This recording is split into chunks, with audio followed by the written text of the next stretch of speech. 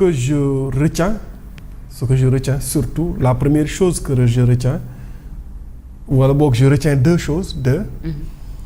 L'une, mooy il est plus courageux que Sonko parce que la majorité à l'Assemblée nationale lui est défavorable et pourtant nee na dafay dem le premier def déclaration de politique générale.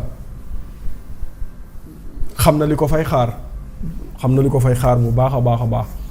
Deuxième, bu fekkonte ne sax ce sera une majorité yu am xam-xam yu jàng mën ko indil ay répliques wala ay manquements ci déclaration bi ñu motal ko, mais ay saagakat la fay fekk ak ay xaskat ak ay xeexkat ñooñu la fay fekk malheureusement pour lui.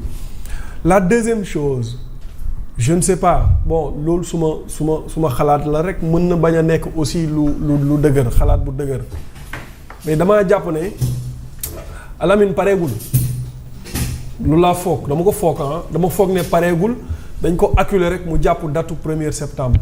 Et si c'est le cas, si tel est le cas, pour man bu ñu parce que diggante bi ñuy fësal ne délai ba jeex na ak bi muy jàpp date ne day déclarer bés doxul seen diggante. Parce que da doon peut-être bañ ñu acculer ko sonal ko mu jàpp le premier. Su fekkente ne li ma wax nii loolu moom moo am, su fekkente ne préparé wu ko, n'attendons pas grand-chose ci déclaration de politique générale. Parce que boo xoolee dans l'histoire des déclarations de politique générale des premiers ministres du Sénégal, celle de Ousmane Sonko est la plus nulle et la plus naze. Parce que Ousmane Sonko bi mu waxee ba pare ci télé bi lañ toog ñu ne leen maanaam solution amul ci jafe-jafe askan wi, ñii xamuñu lan mooy seen axe prioritaire.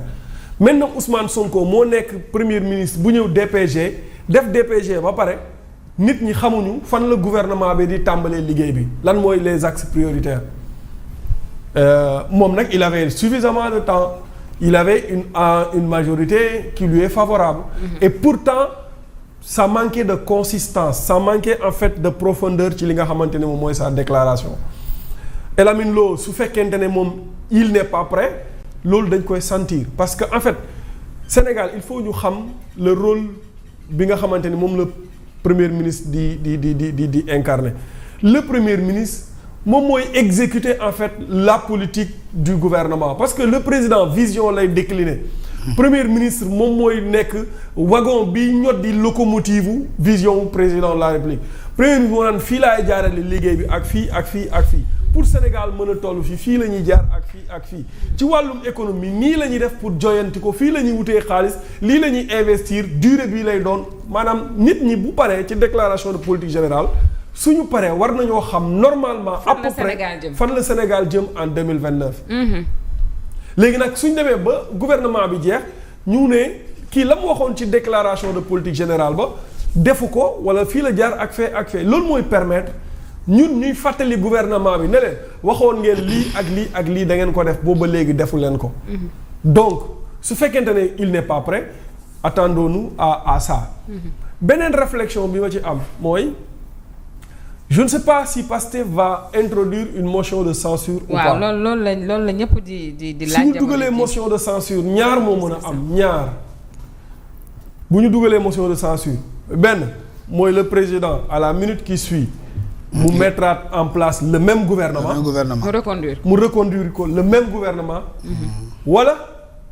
wala mu indi beneen gouvernement bu bees avec un autre premier ministre plus politique que El Amin Lo. su boobaa xalaat biñ xalaatoon ci Al Amin Lo bi muy ñëw ne kii maanaam pion la bu ñu teg, c'est-à-dire c'est pas le vrai premier ministre bi président bëgg, un premier ministre politique. C'est pas le bon profil. C'est pas le en fait mën na nekk un bon profil mais pas un premier ministre politique parce que su fekkee ne dafay dem ci ay élections en 2027 moo xam élection bu mu mën a doon, il lui faut un premier ministre très politique à la fois technocrate.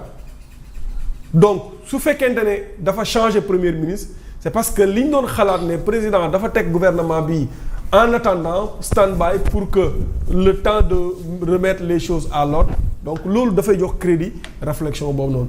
Maintenant nag après président moom moo yor cëgal gu yëpp, su ko neexee mu reconduire le même gouvernement, su ko neexee mu bañ a reconduire le même gouvernement. Maintenant si foofu lay daanalee si le groupe parlementaire introduit une motion de censure cela veut dire que Ousmane Sonko moo ci d'accord cela veut dire que Ousmane Sonko moo ci d'accord su motion de censure bi jàllee weddi na waxu Ousmane Sonko ba mu waxoon ne duñ bloquer ay institutions bi duñ bloquer liggéey. dañuy def cohabitation. oui donc Ousmane Sonko lu mu mos a wax génnaat na ci wala avenir ñëw na wala futur bi ñëw na ba contredire li nga xamante ni moom la waxoon. et puis day nekk loo xam ne lu ñuy tàmm ci moom la. mais Ahmed il sera tout de même en danger devant 130 députés yoo xamante ne nii dañu ko défavorable qu'il le veuille ou pas premièrement deuxièmement. Est-ce qu'il risque réellement motion de censure bi nga xamante ne ni moom la Momo soulevé tout à l'heure ça aussi c'est une grande question.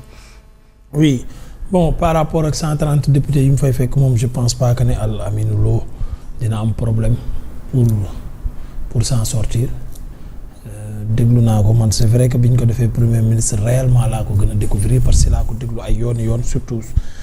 Par rapport ak yenn réponses yi premier jour bi muy def déclaration yenn écrit yi muy def sur Twitter sur X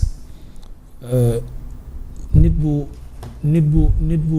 bu mën a faire face la nit bu mën a waxtaan la nit bu mën communiquer la autant en wolof comme en français lu mu mën la am na fasaaxaw wax et 530 députés là bu weesoo lu dul woola ci dàggasante ak xastante leneen mënuñu ko c'est-à-dire ces débats intellectuels là ils sont toujours absents maintenant dinañ ko provoquer ay traître ngeen da ngeen a wor Sonko da ngeen a wor askan wi du lii lañ waxoon seen yooyu ñuy def et loolu nit bi ma gis tamit Al Amine Lo nuru na ma ko mën a jël coup parce que seetlu naa une fois jox nañ ko ay coup soit mu esquiver soit du ci tontu du leen faale jël hauteur ak esprit de dépassement par rapport ak coup yi nga xam ne moom lañ koy jox donc jàpp naa ne dina ci génn bu doonee kam yi fekk ci perchoir bi su fekkee El Malick Ndiaye la parce que am na yenn jours yoo xam ne Ousmane Sonko day def exprès du ñëw su fekkee El Malick Ndiaye la tant mieux débat bi dina gën a organiser bu fekkee Ousmane Sonko la waaw day def exprès du ñëw El Malick ngay ñëw am na jours yoo xam ne du ñëw de doful de mais bii nii bu fekkee day ñëw Al Amine Lo xam naa ne dina yóbbaale ci bagage am nit boo xam ne dina la jéem a toroxal di la wan ne fii c'est moi le chef waaw fii man maay diriger comme keroog ñu def ministre bi jógal xam nga yooyu da koy def ay fii doo fi wax noppil yooyu da koy jéem a def pour parce que comme genre xale yooyu nga xamante ne ni bi ñu nekkee xale ni ma koy waxee sax si j'étais le ministre j'allais pas me lever non da ngay jóg xam nga lu tax ngay jóg dama am problème mu ndigg laa koy wax lomber 5 mais doo ko wax loolu boo nekkoon ministre. non monsieur le président dama am lomber 5 mun na jóg. doo ko wax. non xam nga lu tax doo ko wax boo nekkee ministre da nga koy war ne man homme d'état laa du ma yow. voilà da ngay jug. waaw boo nekkul ministre mën nga defar teg boobu loolu mais un ministre du def loolu danaan ko yow du ma la topp ci sa yëfi xale yi ngay def ces trucs bambé la man du ma la ci topp. fàttali ko démbam dama am lomber 5 laa lay wax fàttali ko démbam. mais Ousmane xam nga ne kon sañ naa tëjji micro ne la ku am lomber 5 du dox ba yegg si fii. mel ne ko dama jaar ñu maase ko.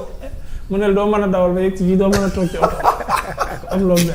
mais moom il connaît Ousmane daal tëjji micro wax la loolu.